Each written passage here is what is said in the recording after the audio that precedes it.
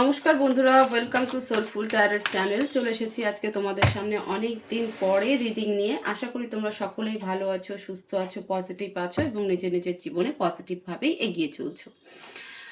রিডিংয়ে দেখছি রাশি রিডিং করছি রাশি প্রেডিকশন নিয়ে, যে ডিসেম্বর মাস প্রত্যেক রাশির জন্য ইম্পর্টেন্ট কেন বা কি ইম্পর্টেন্ট ঘটতে চলেছে।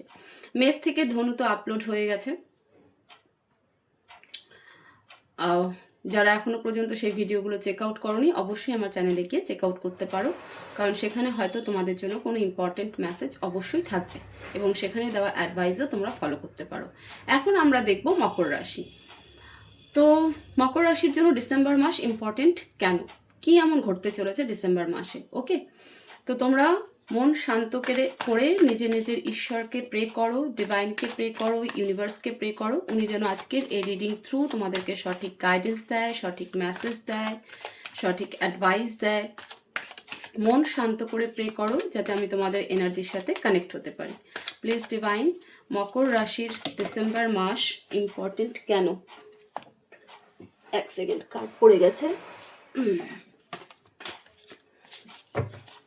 প্লিজ ডিভাইন আমাকে গাইড করো, মকর রাশির জন্য ডিসেম্বর মাস ইম্পর্টেন্ট কেন বা ইম্পর্টেন্ট কি হতে চলেছে।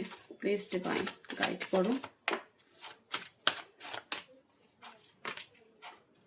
10 of Wands, the Hierophant, Justice, bottom of the deck, 3 of Swords। এই মুহূর্তে ভীষণ পেনফুল একটা এনার্জির মধ্যে দিয়ে যাচ্ছ।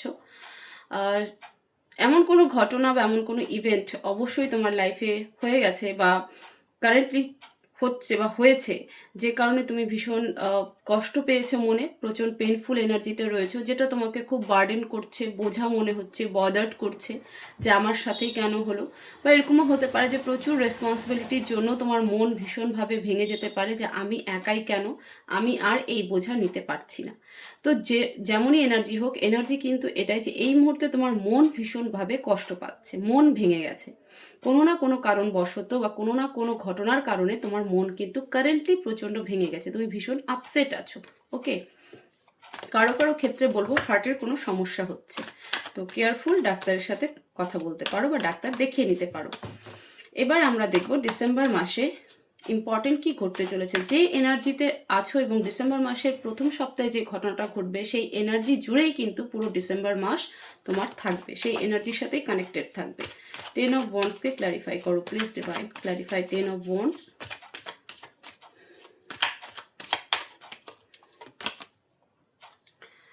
Seven of Wands, 8 of Swords। নিজেকে ডিফেন্স করছো, বললাম কোনো কারণবশত।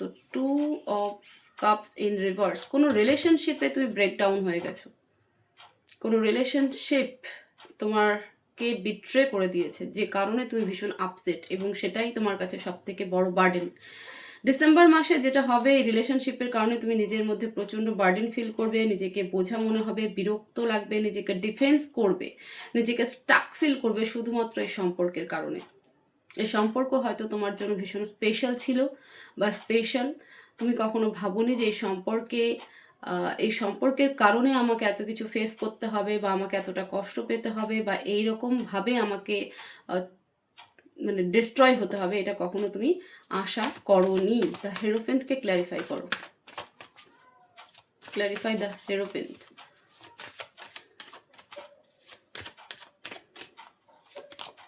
Judgement, 9 of Swords।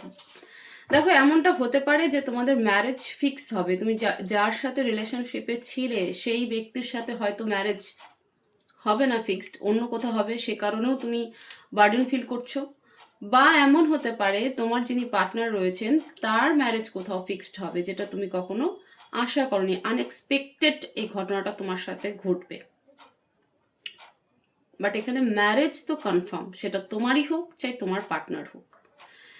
যে কারণে তুমি নিজেকে বার্ডেন ফিল করছো, নিজেকে স্টাক ফিল করছো, ডিসেম্বর মাসে ঘটনাগুলো ঘটবে, নিজেকে প্রচুর প্রোটেক্ট করবে, ডিফেন্স করবে, নিজেকে স্টেবল করার চেষ্টা করবে, বাট হাঁপিয়ে উঠবে, কারণ এই ঘটনা তোমাকে ভেতর থেকে একদম শেষ করে দেবে। জাস্টিসকে ক্ল্যারিফাই করো, ক্ল্যারিফাই জাস্টিস। যাদের হার্টের সমস্যা হচ্ছে বা আমি দেখতে পাচ্ছি, তারা অবশ্যই ডাক্তারের সাথে কনসাল্ট করো, কারণ হসপিটালাইজ হওয়ার মতন সিচুয়েশন কিন্তু ঘটতে পারে, ঘটার পসিবিলিটি 95%। জাস্টিসকে ক্লারিফাই করো, clarify justice.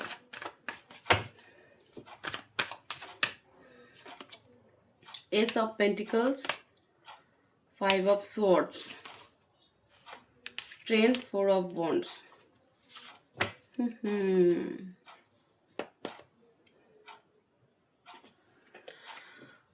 End of December justice তো তোমার সাথেই হচ্ছে। এন্ড অফ ডিসেম্বর তোমারও ম্যারেজ ফিক্সড হচ্ছে বা ম্যারেজ হবে।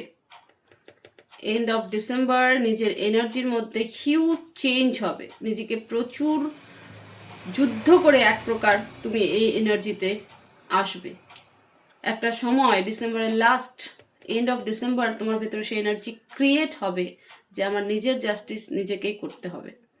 হতে পারে পুরনো পার্টনার, তার সাথে বিয়ে বা তার সাথে রিলেশনশিপ ঠিক হয়ে যাবে, ম্যারেজ ফিক্স হবে, আদারওয়াইজ অন্য কোথাও, বাট ম্যারেজ ইজ দেয়ার। পুরো ইভেন্ট ম্যারেজ জুড়ে, রিলেশনশিপ জুড়ে। মকর রাশি, আমি এখানে যেটা আমার সব থেকে বেশি চোখে পড়ছে বা আমি যেটা দেখতে পাচ্ছি সেটা হলো হসপিটালাইজ হওয়ার একটা পসিবিলিটি রয়েছে। হয়তো এই পেনটা নিতে না পারাতে তোমার হার্টে কোনো সমস্যা হবে, সেই কারণে হসপিটালাইজ হবে, আদারওয়াইজ তোমার ফ্যামিলিতে কেউ তো হসপিটালাইজ হওয়ার পসিবিলিটি রয়েছে হার্ট ইস্যুতে। তো প্লিজ কেয়ারফুল, কেয়ারফুল। আর রিলেশনশিপ যেটাই হোক না কেন, ম্যারেজ তো আছে এখানটাতে, হয় এই রিলেশনশিপে নয় অন্য কোথাও। কারণ নিজেকে প্রচুর ফাইট করার পরে গিয়ে তুমি এরকম একটা সিদ্ধান্ত আসবে বা তোমার লাইফে এরকম একটা ইভেন্ট ঘটবে। কারণ তুমি যখন বুঝে যাবে যে না আর নয়, এবার আমার জাস্টিস আমার নিজেকেই করতে হবে, তখনই তোমার লাইফে চেঞ্জটা কিন্তু আসবে প্রচুর ফাইটিংয়ের পরে। তো ডিসেম্বর মাস বেসিক্যালি তোমাদের ফাইটিং মাস হতে চলেছে, ফাইটিং মান্থ। প্লিজ ডিভাইন মকর রাশির জন্য অ্যাডভাইস কি?